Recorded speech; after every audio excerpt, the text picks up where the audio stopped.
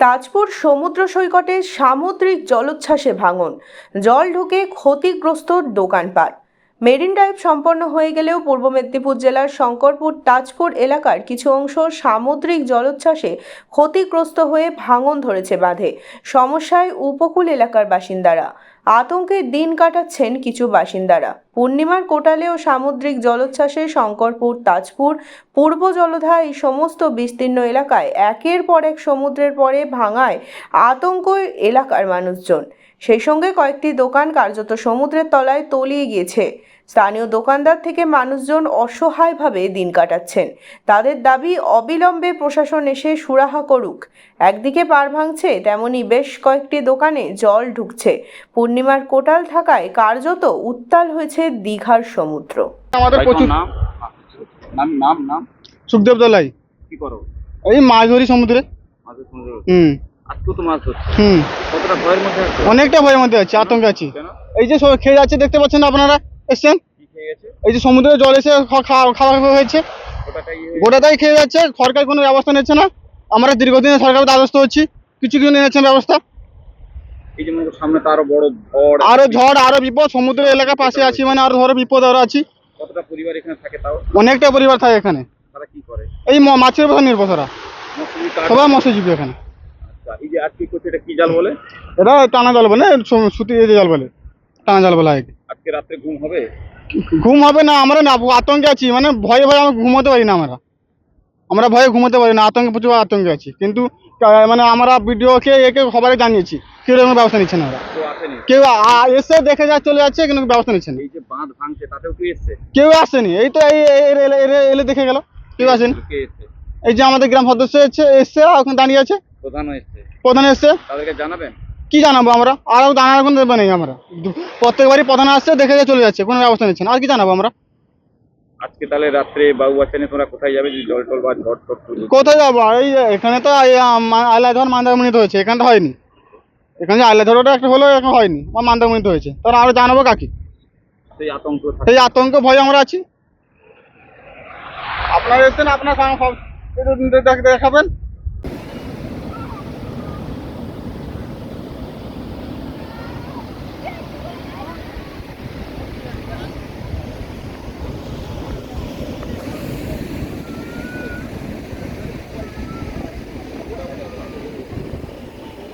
নাম?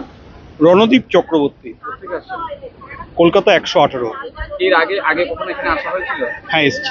আইলা বা আমফান না দেখেছেন? না না, ওগুলো আমি এখানে দেখিনি। আমরা এমনি বেড়াতে এসেছি। আজকে কতকে দেখছেন যে জায়গায় টিফিন করছেন সেখানে পাড় ভাঙছে। কতটা নিজেকে আতঙ্ক লাগছে? অবশ্যই আতঙ্কের ব্যাপার তো রয়েছেই। যাতে এটা সরকার পক্ষ থেকে এগুলো দেখে যাতে এদের একটু উন্নতির ব্যাপারে ইয়ে করা যায়, সেটা সরকারের লক্ষণীয়। আমাদের মাধ্যম দিয়ে আপনারা বলছেন, আমরাও সরকারের কাছে আমন্ত্রণ জানাবো, তারা যেন এনাদের হয়ে কিছু সরকার পক্ষ থেকে ব্যবস্থা করে, তাহলে এরা উপকৃত হবে, এদের সংসারটা চালানো যায় ঠিক মতো, সেই দিকে এরা ইয়ে করে। দেখলাম আপনার চোখের সামনে একজন পড়ে যাচ্ছে, স্থানীয় মানুষ, পাড় ভেঙে যাচ্ছে, গাছ পড়ে যাচ্ছে। রাজ্য সরকারকে একটু তদারকি করা, তৎপরতা করা দরকার আছে। আর অবশ্যই রাজ্য সরকারের তৎপরতার দরকার আছে। লোকাল এখানকার পঞ্চায়েত বা যারা রয়েছে তাদেরও এগুলো দেখার দরকার আছে। স্বচক্ষে তারা এসে যাতে এদের কোনো উন্নতি হয় সেই পক্ষে এদেরকে এসে এদের তদবির করে যাতে এদের এইগুলো আবার নতুন করে করতে পারে, এবং পাটটা যাতে বাঁধানো যায়, এদের দোকানগুলো যদি সঠিকভাবে চলে, তাহলে এরা সংসারটাকে ঠিকমতোভাবে চালাতে পারবে। এটাই আমি মানে দাবি করছি সরকারের কাছে। কি নাম আপনার? আরতি মাঝি। কিসের দোকান ছিল আপনার? আমার এই যে হোটেল ছিল, খাবারের দোকান ছিল। খাবার কি দোকান, নাম? সাগরকন্যা হোটেল। কি পরিস্থিতি হচ্ছে এখন? এই যে জল আসছে কত সমুদ্র। বছর ধরে দোকান করছে? 14-15 বছর হয়ে গেল। কেন এটা ভাঙছে কেন? সমুদ্রের ঢেউ আসছে, এই যে ভেঙে নিয়ে চলে গেছে। এখানে সমুদ্রের পাড় বাঁধানো হয়নি? কই হয়নি না। কতগুলো দোকান এরকম ভেঙেছে? 22টা দোকান আপনার দোকানে কত মালপত্র ছিল? আছে, অনেক মালপত্র আছে, ও ছিল অনেকগুলো ভেসেও গেছে। হ্যাঁ। প্রায় তাও কত টাকার মতন ক্ষতি হয়েছে আনুমানিক? আপনাদের কত, মানে কত টাকা? 2-3 লাখ টাকার ওষুধ থাকে, তাও যা ভাঙছে চলে গেছে, যা আছে। আর এখন কি করছেন, এই মুহূর্তে কি করছেন? এই মুহূর্তে আমরা কি করে যে বসে আছি, যে ভাঙচুর হয়ে গেছে, এগুলো সব খুলছি। প্রধান সাহেব এসছেন, প্রধান তাকে জানিয়েছেন? হ্যাঁ জানি। হ্যাঁ কালকে বলেছেন এসেছে। কিছু ব্যবস্থা গ্রহণ করবে বলেছেন? বলেছে তো, আমরা দেখবো পাথর টাথর ফেলানোর জন্য কি হয়। মানে এ তো অবিলম্বে করতে হবে, কারণ সামনে বৃষ্টিকাল আসছে, এমনিতে পূর্ণিমা যাওয়া, তারপর সারাসরি কোটাল আছে। তো কতটা আতঙ্ক লাগছে আপনাদের আতঙ্ক মানে আমাদের পেটে আর ভাতটা কি যাচ্ছে না। এরকম পরিস্থিতি আছে? হ্যাঁ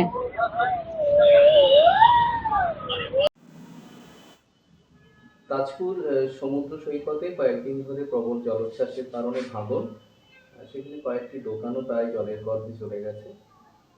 কি বলবেন বা কি ব্যবস্থা নেওয়া হচ্ছে?